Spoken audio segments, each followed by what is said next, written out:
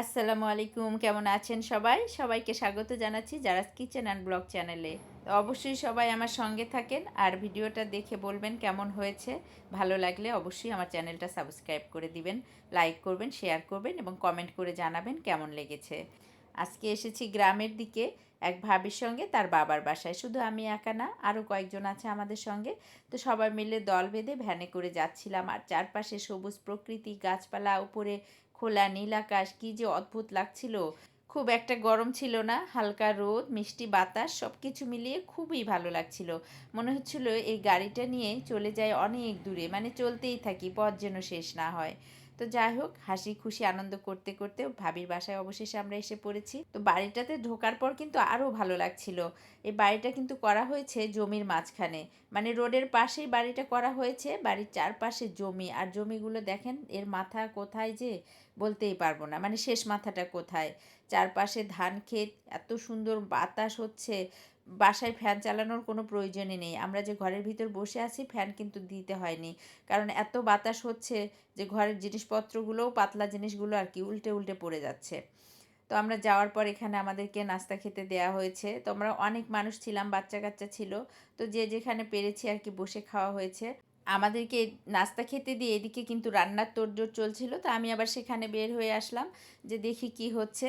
তো আমরা ছিলাম বেশ কিছুক্ষণ, ঘন্টা দুই এখানে ছিলাম। তার মধ্যে অনেক কিছুর আয়োজন করে ফেলেছে। এখানে গরুর মাংস ভুনা করা হচ্ছে আর সঙ্গে করা হবে খিচুড়ি। আমাদের মধ্যেই কয়েকজন মিলে আবার ভাবিকে একটু সাহায্য করছিল, মানে কাটা বাছায়, বাটা ঘষায়। তো সেগুলো সব রেডি করে নিয়ে কিন্তু এখানে ভাবি আবার নিজ হাতে আমাদেরকে রান্না করে খাওয়াবে বলে রান্নায় বসে গেছে।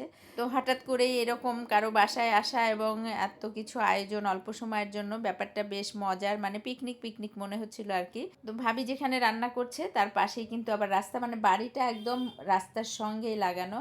আর এখানে এই যে গেট দিয়ে ঢুকেই রান্নার ব্যবস্থা। তো মাংস ভুনা কিন্তু হয়ে গেছে, আর এখানে আবার খাসির মাংস ভুনা করছে, এর ভিতরে বুটের ডাল দিবে, সেটাকেও রান্না করে নিয়ে তারপরে চাল দেওয়া হবে, মানে খিচুড়ি হবে, ভুনা খিচুড়ি আর মাংসের ভুনা। তো সেগুলোরই প্রিপারেশন চলছে।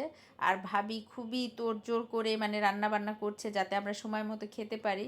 আর ভাবির বাবার বাড়ির লোকেরা কিন্তু ধান নিয়ে ভীষণ ব্যস্ত। এখন তো ধানের সময়, সবাই ধান কাটা, সিদ্ধ করা, শুকানো এসব নিয়ে ব্যস্ত আছে। তো তারাও কিন্তু মাঝে মাঝে এসে একটু এটা সেটা আগায় দিয়ে যাচ্ছে, যতটুকু পারছে আর কি হেল্প করে যাচ্ছে। তো চালটাকে কষিয়ে নিয়ে এখানে হওয়ার জন্য পরিমাণ মতো পানি দিয়ে বসিয়ে দেওয়া হয়েছে। আর খড়ির চুলায় এই যে এখানে এইভাবে রান্নাটা হচ্ছে, টকবক করে ফুটছে, ভীষণ ভালো লাগছে দেখতে। আর দেখেই মনে হচ্ছে রান্নাটা অনেক সুস্বাদু হবে। আর এদিকে আবার ডিম ভাজা হবে, সেটারও প্রিপারেশন চলছে। তো রান্না বান্না কিন্তু শেষ। আর দুপুরবেলা সবাই ক্ষুধার্ত, আর চুলায় রান্না করা এই মজার খাবারগুলো আমরা সঙ্গে সঙ্গে প্লেটে তুলে নিয়ে যেখানে পেরেছি বসে বসে খাওয়া শুরু করে দিয়েছি। আর মাশাল্লাহ খাবারগুলো এত মজার ছিল কি বলবো।